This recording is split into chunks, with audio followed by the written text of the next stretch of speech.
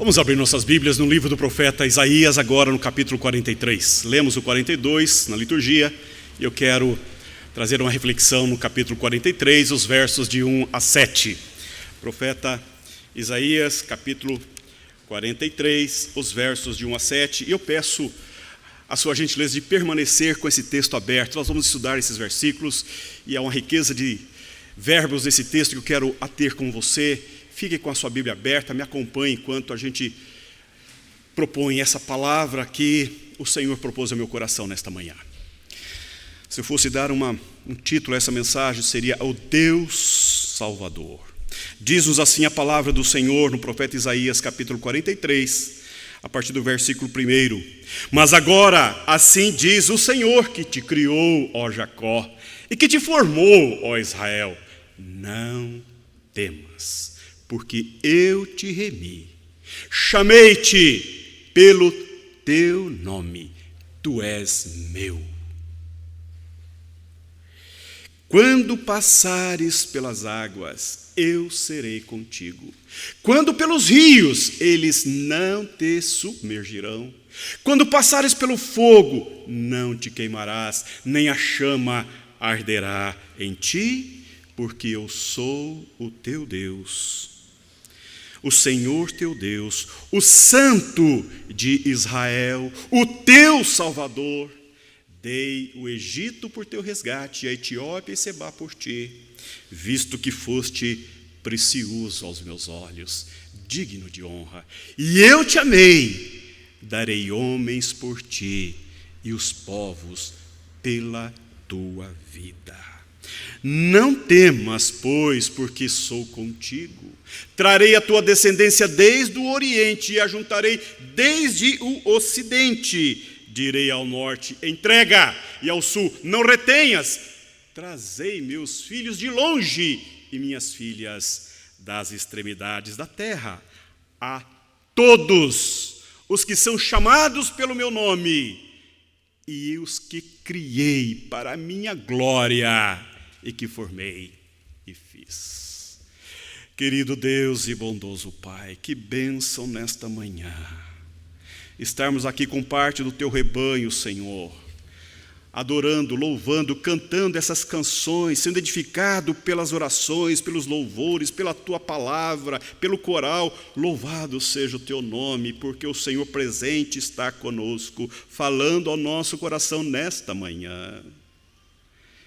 Que bênção agora, Senhor, com a tua palavra aberta ante nossos olhos. Fala conosco, Deus. Continue a falar ao nosso coração palavras de vida. Oramos em nome de Jesus. Amém. O contexto de Isaías é o contexto do exílio babilônico. É o contexto em que o povo foi deportado, depois de anos, a cidade de Jerusalém sitiada, 10 anos sitiada, o império de Nabucodonosor adentra a cidade e provoca uma destruição na cidade que já estava definhando com mortes, com fome, com escassez de recursos, com doenças, e eles então são retirados da terra de Israel, de Judá, e são levados então para a terra da Babilônia, e lá permanecem por 70 anos. E é nesse tempo em que o povo de Judá está fora de sua terra, estão exilados pela mão de Deus, sob o poder do Império Persa. Lá está o Senhor acompanhando esse povo. E esse povo sentindo-se distante de Deus, abandonado por Deus, sentindo-se enfraquecido, distante da terra prometida, com as esperanças se esvairindo, com as possibilidades quase que nada, sem recursos para empreender exército contra aquela nação potente. Eles estão pobres, eles estão débeis, eles estão desesperançados e eles estão sem perspectivas de futuro como povo e como nação. E nessa hora, Deus fala ao coração do povo. Capítulo 43 é um oráculo de livramento, de salvação, é uma profecia de salvação. Se você pegar o capítulo 40 até o capítulo 66, é a segunda parte do livro do profeta Isaías. E do capítulo 40 até o capítulo 66 é a palavra de Deus que vem prometendo restauração, salvação, libertação. E você viu, nós pregamos alguns sermões aqui no capítulo 40 que fala da majestade, da glória e do poder de Deus. No capítulo 41, Deus aponta para o Messias. Deus suscita o Redentor. No capítulo 42, que nós lemos também, é o texto messiânico. E agora o capítulo 43 apresenta essa fôlego, esse vigor, esse belo texto que nós acabamos de ler. Mas esse texto começa com uma conjunção adversativa. Mas agora. E meus irmãos, para que eu possa adentrar no capítulo 43, eu preciso situar claramente como está o povo no capítulo 42, como termina o capítulo 42. Nós vemos na liturgia algumas partes do capítulo 42, mas veja comigo o que diz no capítulo 42, os versículos de 18 a 25, vou ler 18 a 20, 42, 18 a 20, acompanhe-me na sua Bíblia aí. Surdos, ouvi, e vós cegos, olhai, para que possais ver. Porque quem é cego como o meu servo, ou surdo como o meu mensageiro a quem envio?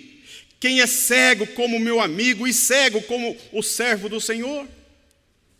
Tu vês muitas coisas, mas não as observas. Ainda que tens os ouvidos abertos, nada ouves. Aí os versículos 24 e 25. Quem entregou Jacó por despojo e Israel aos roubadores? Acaso não foi o Senhor, aquele contra quem pecaram e nos caminhos do qual não queriam andar, não dando ouvidos à sua lei? Pelo que derramou sobre eles o furor da sua ira e a violência da guerra, isso lhes ateou fogo ao redor, contudo, não o entenderam e os queimou, mas não fizeram caso. Esse é o contexto que Deus está vendo o povo de Israel. Deus está dizendo a um povo que, segundo a palavra de Deus, segundo Deus dizendo, eles são um povo cego. Ele é um povo surdo, que vê, mas não compreende, que olha, mas não vê, que escuta, mas não entende o que escuta. E então, Deus está dizendo, eu mesmo os coloquei nessa situação. E aí no capítulo 43, essa conjunção adversativa muda completamente a palavra de Deus. Mas agora, assim diz o Senhor. E as palavras que nós lemos, assim diz o Senhor, são palavras de vida, são palavras abençoadoras, são palavras maravilhosas. Mas antes de falar do que Deus disse, eu quero falar com você nesta manhã, em primeiro lugar, que Deus é este do profeta Isaías. Que Deus é este que olha para o seu povo e vê um povo surdo, um povo cego, um povo que não tem compreensão, um povo que foi colocado por mão pesada de Deus, que recebeu a ira, o castigo de Deus, e o Deus o colocou naquela região, naquele povo que os dominou por 70 anos. E agora Deus olha para aquele povo e diz tudo isso. Que Deus é este? Que Deus é este que o profeta Isaías declara no início desse capítulo, quando ele começa a falar do que Deus há de fazer, do que Deus já fez e o que Deus vai de fazer, ele vai dizer quem é esse Deus. E nessa manhã, meu irmão, nós precisamos fazer aquilo que Calvino nos ensina a fazer quando nós estamos diante de Deus, é conhecer a Deus, conhecendo a nós mesmos. Esse processo de autoconhecimento, de conhecimento de Deus, se dá nessa relação em que nós vamos para Deus, em que nós queremos perscrutar Deus, em que nós queremos conhecer Deus, e então nós também somos conhecidos por Deus e conhecidos por nós mesmos. E nesse texto parece que quando nós vamos perscrutar Deus, Deus já está dizendo quem somos. Deus está dizendo que o povo dele é um povo surdo, é um povo cego, é um povo que não compreende. Mas quem é Deus? Olha o que diz o versículo 1. Mas agora, assim diz o Senhor, que te criou, ó Jacó, e que te formou, ó Israel, não temas, porque eu te remi, chamei-te pelo teu nome, tu és meu. O versículo 3 vai dizer, porque eu sou o Senhor, teu Deus, o Santo de Israel, o teu Salvador.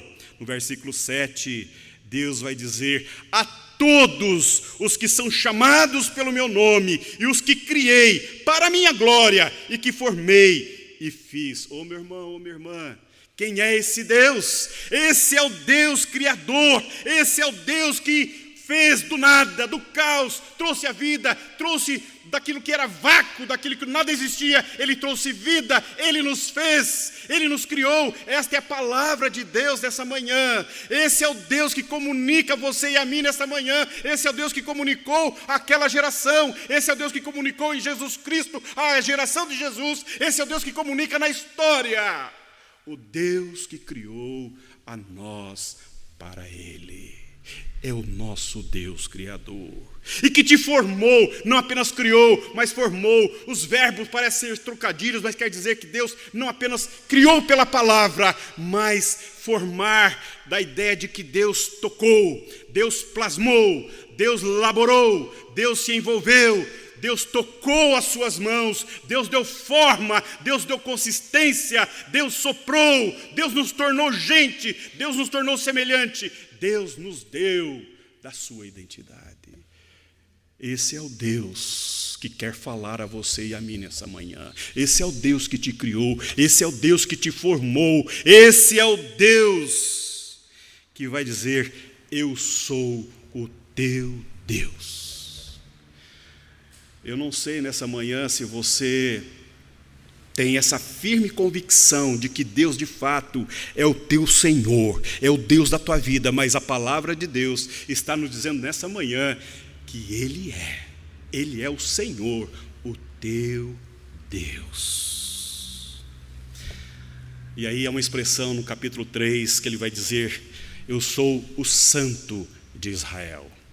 Essa expressão santo no profeta Isaías é muito forte, é muito consistente. No capítulo 6, no chamado de Isaías, a expressão santo, santo, santo. E toda vez que há uma repetição da palavra, há uma ênfase. Em outras palavras, Deus é santíssimo. Ele é intocável, Ele é puro, Ele é santo, Ele é reto, Ele é intocável, Ele é imaculado. Ele não se macula, Ele não se mancha, Ele é totalmente outro. Esse Deus que está nos altos e sublimes tronos é o Deus que governa, é o Deus que está separado do mal, que não contamina com o mal. Esse Deus que é santo, Ele está dizendo àquele povo, eu sou o santo de Israel. Eu sou o santo de Israel. Ele não está dizendo que Ele apenas é santo, Ele é santo do seu povo. E porque Ele é santo, Ele pode julgar, Ele pode sentenciar, Ele pode promulgar, Ele pode julgar, porque Ele é santo, Ele é justo, Ele é reto, porque Ele é santo. Deus está dizendo quem Ele é. Deus está, antes de dizer o que Ele faz, Ele está dizendo a este povo quem Ele é. Esse é o nosso Deus, completamente diferente do povo de Israel, completamente diferente do povo de Judá, que é cego, que é surdo, que é inconsistente, que não compreende, que não tem ouvidos para Deus. Deus é. Nós existimos. E no versículo 7, é uma expressão lindíssima. Deus vai dizer, a todos os que são chamados pelo meu nome. Ô meu irmão, quando nós compreendemos que a nossa identidade, a nossa consistência enquanto povo de Deus está justamente no próprio Deus, no caráter de Deus, na pessoa de Deus, no nome de Deus. Nós somos de Deus porque Ele imprimiu o seu nome em nós. Ele deu identidade a nós como povo de Deus. Ele nos trouxe dignidade porque Ele nos fez para Ele. Nós fomos chamados por Ele, pelo nome dEle. Há um envolvimento profundo do caráter do ser de Deus, que identifica o seu povo como próprio dele. Por isso que quando João Calvino vai dizer que nós, para conhecermos a Deus, nós também nos conhecemos, é que quando nós vamos entrar numa relação com Deus e nós vamos perscrutar Deus, nós vamos perceber quão ínfimos somos, quão fracos somos, quão débeis somos, quão inconsistentes somos nada, nada de nada, nadica de nada. E Deus é todo-poderoso, grandioso, amoroso, eterno, santo, justo, reto. E esta grandiosidade de Deus é que identifica-nos como povo que pertence a esse Deus. É esta exclusividade, é essa natureza eterna de Deus que imprime em nós como povo de Deus, é que nos identifica, é que nos coloca como povo de Deus no mundo. É essa ideia que Deus está colocando ao povo de Israel. Ô meu irmão, por que será que nós, no carnaval, nós trouxemos nossos filhos, provocamos os pais a deixarem seus filhos conosco no acampamento? Por que será que nós estamos aqui nos esforçando para pastorear essa geração de crianças, de jovens, de adolescentes? Por que será que a igreja se esforça para ocupar-se, criar mecanismos para que eles adorem a Deus, para que eles venham à igreja, para que eles conheçam a Deus, conheçam a palavra de Deus? Por que será que é esse cuidado, esse zelo, esse desejo, essa necessidade que nós entendemos que há de se empenhar esforços para que os filhos da igreja caminhem juntos? Por quê? Porque nós somos de Deus, porque nós somos do povo de Deus, nós não somos do mundo. Por isso que nós somos para Deus. Por isso que os nossos filhos precisam compreender esta identidade como povo de Deus. Nós somos de Deus. Deus imprimiu o seu caráter, o seu nome está empenhado em nós. Nós somos para Deus, para a glória de Deus. Veja o que Deus está dizendo aqui no capítulo 7, versículo 7. São chamados pelo meu nome, e os que criei para a minha glória, e que formei e fiz. Deus está dizendo: eu criei vocês para a minha glória. Para a minha glória. Então, quando Deus vai dizer as coisas que Ele quer dizer, antes Ele se revela. Ele está dizendo: esse é o Deus a quem quer comunicar. Esse é o Deus que nessa manhã quer comunicar a você, meu irmão. Primeira carta de Pedro, no capítulo 2, no versículo 9, Pedro vai dizer: vós, porém, sois raça eleita, sacerdócio real, nação santa, povo de propriedade exclusiva de Deus, a fim de proclamar as virtudes daquele que vos chamou das trevas para as suas maravilhosa luz. Vós sim, que antes não erais povo, mas agora sois povo de Deus. Que não tinhas alcançado misericórdia, mas agora alcançastes misericórdia. Nesta manhã, o Deus que se comunica conosco através de sua palavra é esse Deus que se revela como Deus Criador, o Deus que nos fez, o Deus que nos formou, o Deus que emprestou o seu nome para constituir-nos propriedade exclusiva de Deus. Veja que privilégio nós temos como povo de Deus. Deus nos criou à sua imagem. Deus nos redimiu em Jesus Cristo. Deus habita em nós pelo seu Espírito. Essa distinção, a Bíblia fala dessa distinção clara, desse envolvimento profundo da Trindade com o seu povo. A igreja é esse movimento na terra da presença gloriosa de Deus no mundo. A igreja, o povo de Deus, é essa referência do agir, do mover, do trabalhar de Deus na história como povo separado, exclusivo para Deus. Por isso que nós nos esforçamos. Por isso que hoje pela manhã você saiu da sua casa, você saiu do conforto do seu lar. Por isso que você, firmando a sua identidade como povo de Deus, você veio para a igreja, você trouxe a sua palavra, você trouxe os seus filhos, você trouxe o seu cônjuge, você veio celebrar esse Deus, que é o Deus que te criou, que é o Deus que te formou, que é o Deus que te fez da identidade, é o Deus que te fez para a glória dele. E nessa manhã, esse Deus quer falar com você. Não sou eu como mero pastor que quer comunicar algo a você nesta manhã. É este Deus. É esse Deus que se revela como Deus Criador, como Deus que nos formou, como Deus que tem povo por sua exclusiva propriedade, esse Deus que nos chamou, nos separou para si, para a sua glória. Esse Deus quer comunicar com você nesta manhã. E o que Deus quer falar, meu irmão? E o que Deus quer falar? Veja o que Deus quer falar no versículo 2. Quando passares pelas águas, eu serei contigo. Quando pelos rios, eles não te submergirão. Quando passares pelo fogo, não te queimarás, nem a chama arderá.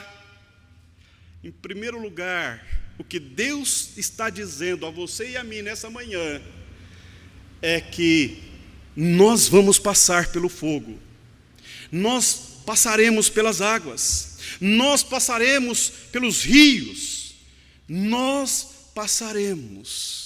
Ele não está dizendo se passardes, ele diz quando passardes. E esta é uma realidade que perpassa toda a verdade bíblica.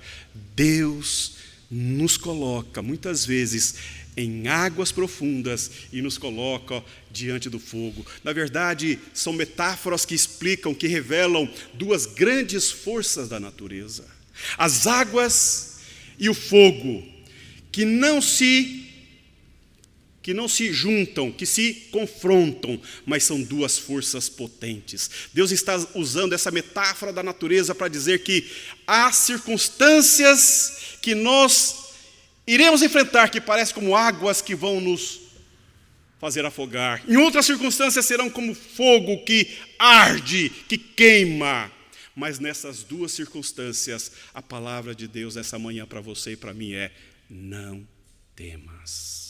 Não temas, não temas, não temas. Eu não sei quais são as circunstâncias que afligem você nessa manhã. Quais são os temores que roubam a sua paz, o seu sossego, a sua quietude, a sua insegurança, que te traz insegurança ao coração.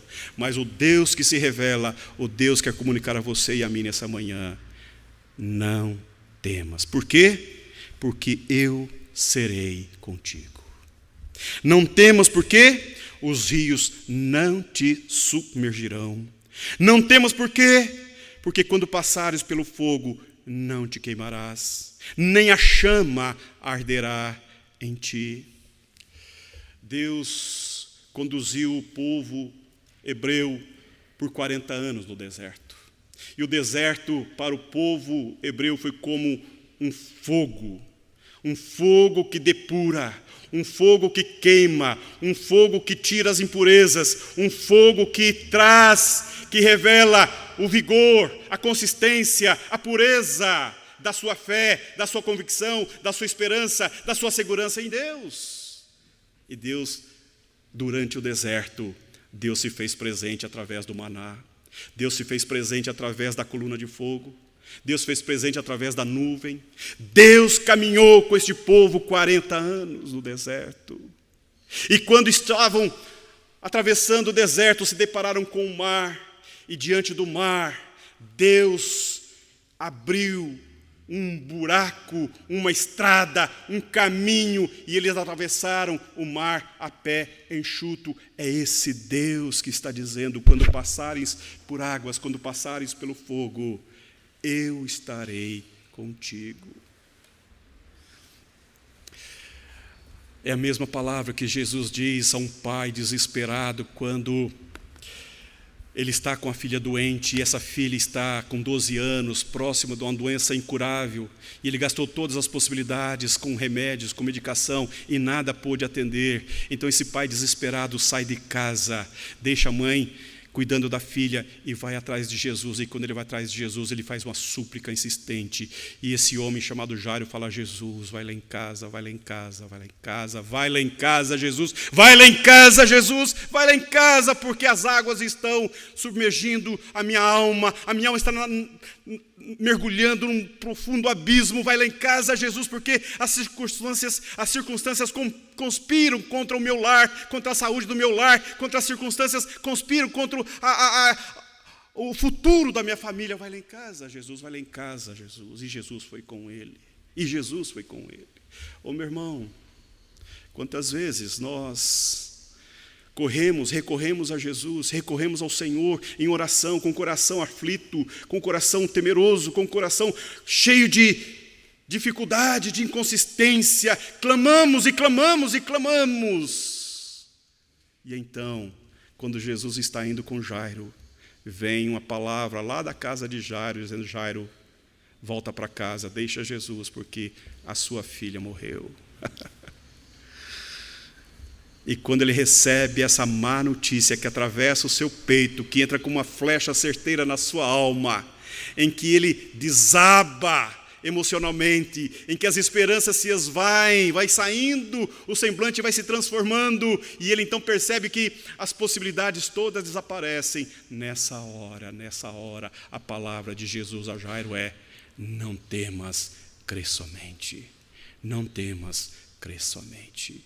Eu quero dizer para você nessa manhã, você que está me ouvindo, você está aí na sua casa, com seus dramas, com as suas lutas, com as suas dificuldades, enfrentando os dramas que você sabe que às vezes são hercúleos, são gigantescos, que muitas vezes levantam-se, conspiram contra a nossa alma, o inferno conspira contra a nossa alma. Muitas vezes gigantes graúdos, consistentes, levantam-se contra nós. Muitas vezes as batalhas são tão hercúleas que nós nos sentimos tão ínfimos e temos aquele olhar de gafanhoto. Nessa hora, a palavra de Deus a você e nesta manhã, o Deus que se revela nessa manhã, o Deus que te criou, o Deus que te formou, é o Deus que está dizendo para você nesta manhã: não temas, crê somente, crê somente.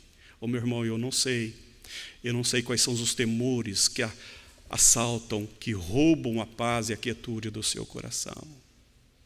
Mas deixa eu falar uma coisa para você.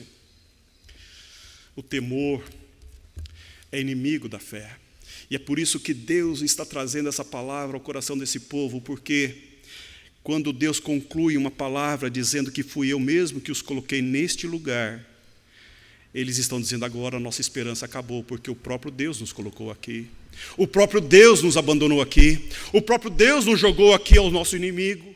E agora essa palavra adversativa diz: mas, porém, agora,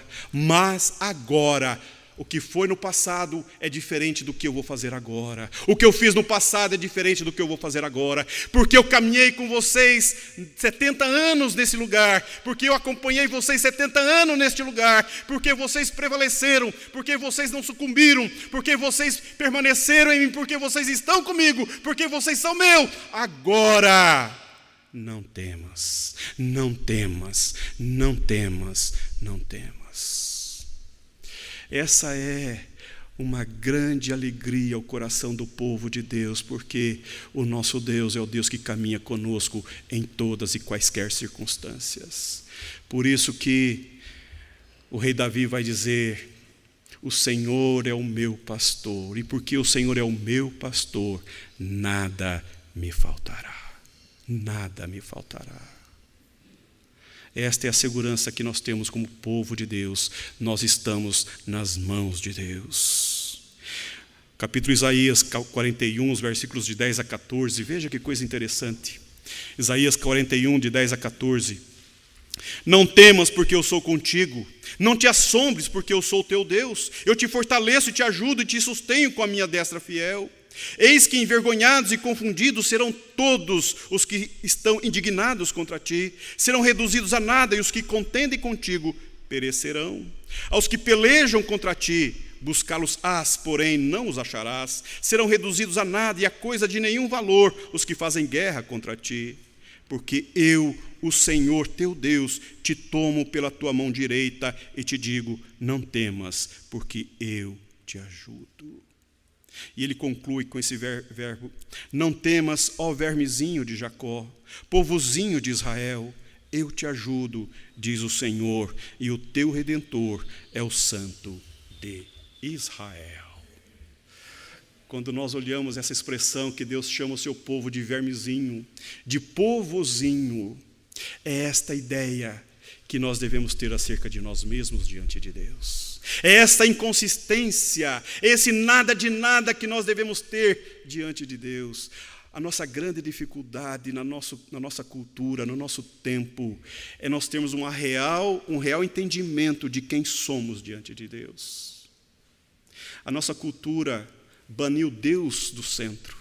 A nossa cultura moderna e pós-moderna tirou Deus da centralidade dos encaminhamentos históricos e colocou o homem. O homem hoje ocupa a centralidade das decisões, tudo é voltado para o ser humano. As pessoas assumiram o posto de Deus na história e querem que Deus haja, quando eles mesmos disseram: Deus, dá licença que nós vamos governar, que nós vamos agir. E parece que nós não aprendemos com 2 guerras mundiais. O que nós aprendemos como gente, como povo, como pessoas do século XXI, depois de passarmos por 2 grandes guerras no século passado? Nada, porque estamos numa terceira guerra, iminentemente é uma terceira guerra. O que mudou foram as bombas, as armas, que se tornaram potencialmente superiores de destruição, mas o coração humano continua o mesmo. E essa é a grande tragédia, meu irmão, é quando nós não temos uma boa compreensão de quem é o Deus a quem adoramos, de quem é o Deus a quem servimos. Por isso que nessa manhã, você que está aqui adorando, nesse culto matutino comigo, que bênção, meu irmão, você poder compreender aquilo que Abel compreendeu. Sabe qual é o nome de Abel? Nada. Esse é o nome de Abel. Nada. Pó de vento. Nada de nada. Efêmero, passageiro. Nada de nada. Abel é uma pessoa que entrou na história e no mesmo capítulo saiu da história. Abel entrou e saiu no mesmo capítulo porque ele é nada de nada, e sendo nada de nada, ele diz: Senhor, eu sou nada, e porque eu sou nada, eu quero adorar-te, eu quero servir-te, eu quero render-me, eu quero trazer uma oferta ao Senhor, porque eu sou nada, e eu estou contente por ser nada, e por ser nada, Senhor, eu estou contente. E se o Senhor quiser fazer da minha vida o que o Senhor quiser, eu estou aqui porque nada sou, nada de nada. Caim é diferente. Caim é completamente diferente do irmão. Caim é aquele que quer que Deus lhe dê referências, que Deus lhe dá explicações, que Deus, ele começa a questionar, a querer entender a mente de Deus e compreender pela sua pecaminosidade, pela dureza do seu coração, pela sua incapacidade de quebrado adorar a Deus. Ele vai dizer: o Senhor não explicou nada, o Senhor não disse que oferta o Senhor quer, o Senhor não quer dizer nada, o Senhor não me deu nenhum critério, nenhum recurso. O que o Senhor quer que eu faça? Eu fiz o que eu faço. Às vezes, nós queremos muitas explicações de Deus. Às vezes nós queremos entender muitas coisas de Deus.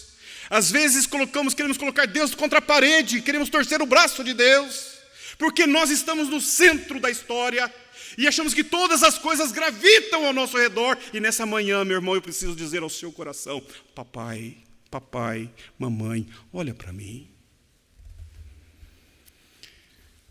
Deus é o nosso Criador. Ele nos fez para a sua glória. A nossa vida não nos pertence. Como nós precisamos compreender essa realidade como família.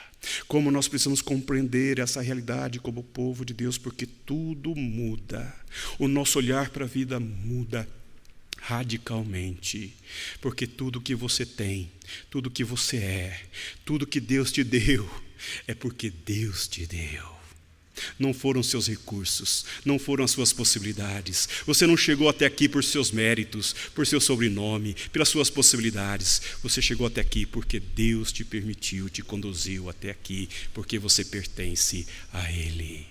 A tua família, os teus filhos, os teus bens, a tua renda, tudo pertence a Deus. Você nada é. Você nada é. Quando nós compreendemos esta verdade cristalina que Deus está dizendo aqui: vocês são cegos, vocês são surdos, vocês veem e não entendem, vocês ouvem e não compreendem, porque vocês prevaricaram contra mim, porque vocês não têm um olhar justo sobre vocês mesmos, porque vocês não estão compreendendo exatamente quem vocês são e para onde vocês estão indo. E nessa manhã o que Deus está dizendo para você, meu irmão, e para mim e para você, e eu digo para mim porque os meus ouvidos estão mais perto da minha boca: Deus é Deus na nossa vida. Por isso que Ele fala: não temas, quando eu te colocar no fogo, quando eu te levar para as águas tumultuosas, turbulentas, não temas, porque eu estou contigo. Eu estou contigo. Sabe qual é o nosso grande problema quando nós passamos pelas águas, quando nós passamos pelo fogo? A nossa grande dificuldade é a incredulidade. A incredulidade de saber que Deus está conosco. Que Deus presente está no vale. Quando nós passamos aquelas noites intermináveis em que a nossa alma é arrebatada por conspirações do inferno, quando nós passamos por um período doloroso, triste, medonho, perdas terríveis, quando nós mergulhamos em processos de prejuízos emocionais, de prejuízo de saúde, nós temos a tendência a ficarmos olhando a nós mesmos, nosso próprio umbigo, a nossa própria miséria, a nossa própria incapacidade, e vemos as nossas limitações, as nossas precariedades, e nós não temos sequer a condição de olhar para Deus e crer que Deus está conosco, que Ele está além das nossas circunstâncias, que todas as circunstâncias que saíram do nosso controle estão absolutamente sob o controle de Deus. A nossa incredulidade é um grande prejuízo que conspira contra a nossa fé. Por isso que Deus fala, não temas, eu estou contigo. Nessa manhã, não temas, eu estou contigo. E a outra ideia que eu vejo nesse texto, além da incredulidade, quando nós mergulhamos em águas profundas e parece que elas vão nos afogar, ou em lugares ardidos e quentes que parece que vão nos queimar, nos triturar, é porque muitas vezes o Deus suficiente não nos é suficiente. A presença do Deus de toda suficiência não nos é suficiente. Eu explico o que eu estou dizendo. Às vezes nós somos seduzidos pelas bênçãos de Deus. Às vezes somos atraídos pelas coisas que Deus pode nos dar. Somos atraídos pelos olhar que estão como o olhar de Ló, vendo as campinas do Jordão e não vendo o Deus que está nos conduzindo pelo caminho.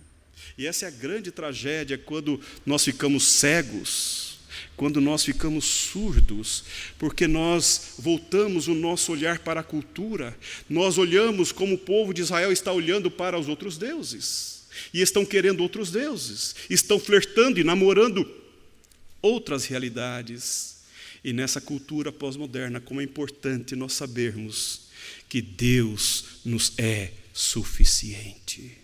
Que Deus nos basta, que a presença de Deus enche a nossa vida, preenche os vazios da alma, preenche os porões do coração, que a presença gloriosa, amorosa, poderosa de Deus é suficiente para enfrentarmos os lugares tenebrosos, os lugares ardentes e as águas tumultuantes.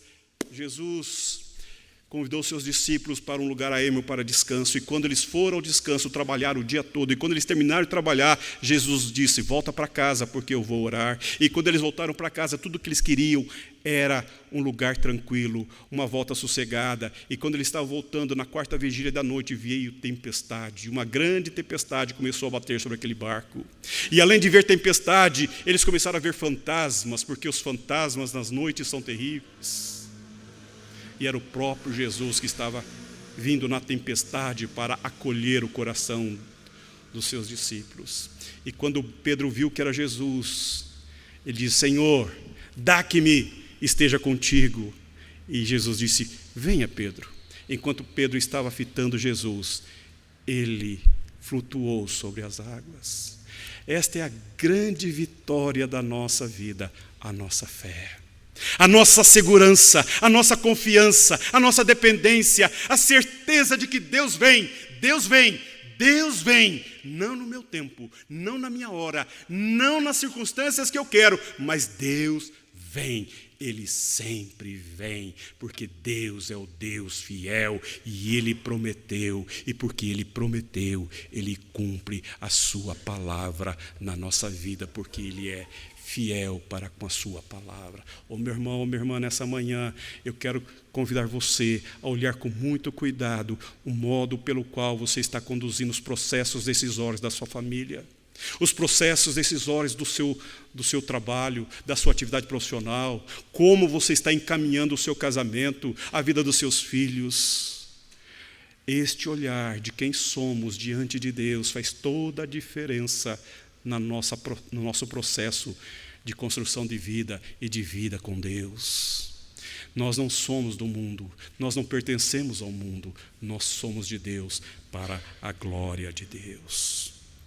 Finalmente, há uma pergunta que precisa ser feita ao texto. Por quê?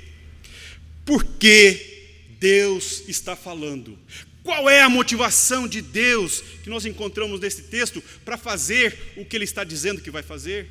Porque Ele é nosso Deus Criador, Ele é nosso Deus que nos moldou, Ele é o nosso Redentor.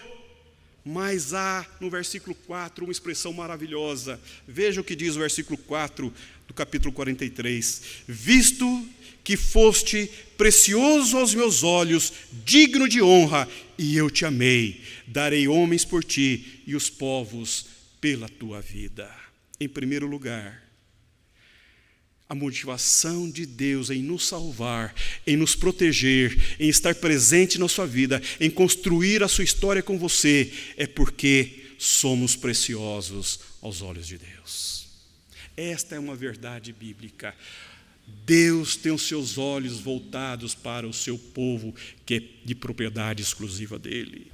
No Salmo 78, Salmo 17, versículo 8, diz assim: guarda-me como a menina do olho, esconde-me à sombra de tuas asas. Zacarias capítulo 2, versículo 8 diz: porque assim diz o Senhor dos exércitos, depois da glória Ele me enviou às nações que vos despojaram, porque aquele que tocar em vós, toca na menina do seu olho. Em Deuteronômio 32:10 diz a palavra de Deus: achou na terra do deserto e num ermo solitário cheio de uivos, trouxe-o ao redor, instruiu-o, guardou-o como a menina do seu olho.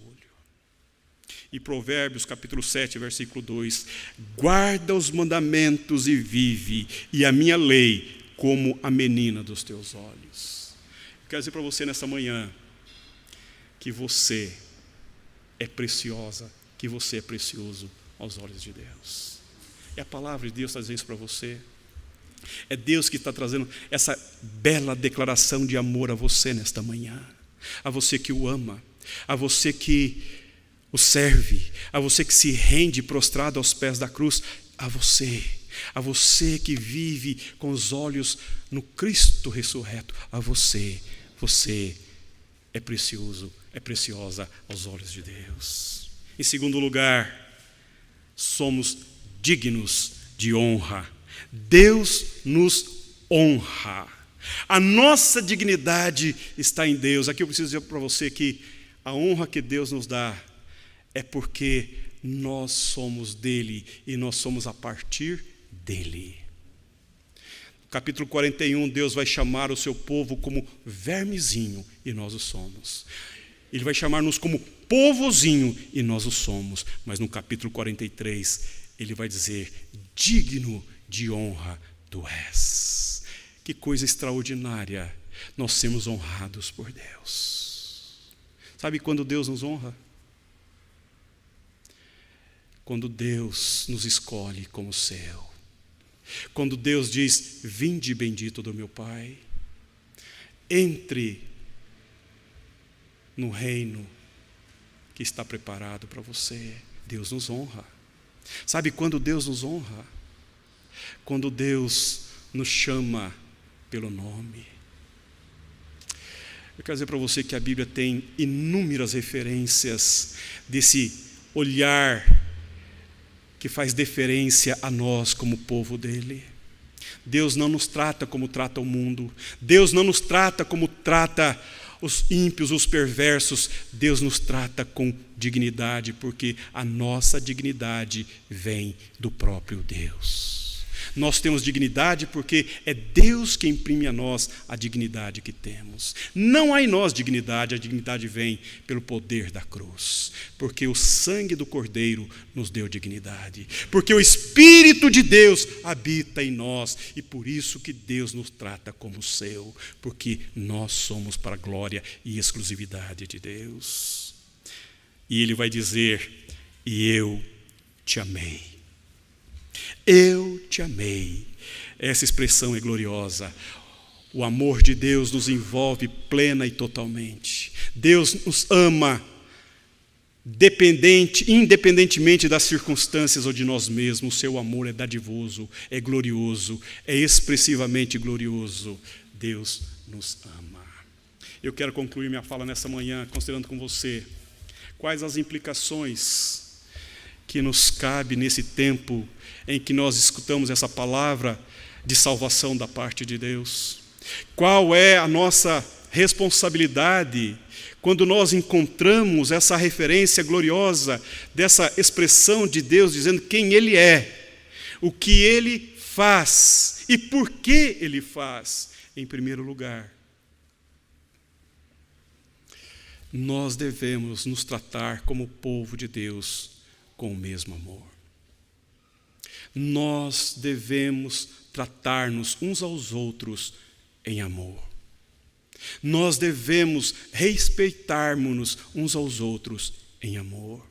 Nós devemos considerarmos-nos uns aos outros como povo de Deus. O meu irmão, a minha irmã, porque somos do mesmo povo e servimos o mesmo Deus. Esse texto fala de eleição. Esse texto fala de eleição. E na semana que vem nós vamos fazer eleições na igreja. Nós temos uma convocação do conselho para elegermos. E uma coisa que precisa ficar clara para você, para mim, para toda a igreja não está procurando perfeitos. A igreja não está procurando pessoas perfeitas, porque perfeito não somos. A Bíblia está dizendo quem somos, e hoje nós aprendemos quem somos. Deus nos chama de vermezinho, Deus nos chama de povozinho, Deus nos chama de cegos e surdos, e nós o somos. Mas Deus está, e nós estamos à procura de pessoas que de fato amam a Deus, que amam a igreja, que amam o Evangelho, que querem servir-se, que querem dedicar-se, querem consagrar-se a Deus. São essas pessoas que nós procuramos, são essas pessoas que nós queremos caminhar na igreja. Por isso que nós estamos nesse processo de escolha. O conselho faz a indicação, mas é a igreja que escolhe. A igreja vai dizer sim ou não, sim ou não. E você vai ter a oportunidade, meu irmão, durante essa semana de orar, de colocar-se diante de Deus, de orar por o conselho da igreja, de orar por essa assembleia. E você tem a responsabilidade de vir aqui no próximo domingo para participar desse processo importante na vida da igreja, que é escolher um presbítero da igreja e dizer sim ou não, dirigido, direcionado, obedientemente pela palavra de Deus ao seu coração, com a sua consciência, com o seu coração diante de Deus. Essa é a nossa responsabilidade, porque isto é próprio do povo de Deus. As escolhas é Deus quem faz, Ele nos escolheu, somos imperfeitos, e pela nossa imperfeição nós dependemos de Deus. Mas em último lugar, nós precisamos viver uma vida consagrada a Deus. Nós precisamos em casa consagrarmos a Deus. O nosso casamento ser consagrado a Deus, os nossos bens consagrados a Deus, os nossos recursos pessoais consagrados a Deus, os nossos recursos materiais consagrados a Deus. Não nos é dado o direito de esbanjarmos, de fazermos o que acha que devemos fazer com os recursos que Deus nos dá.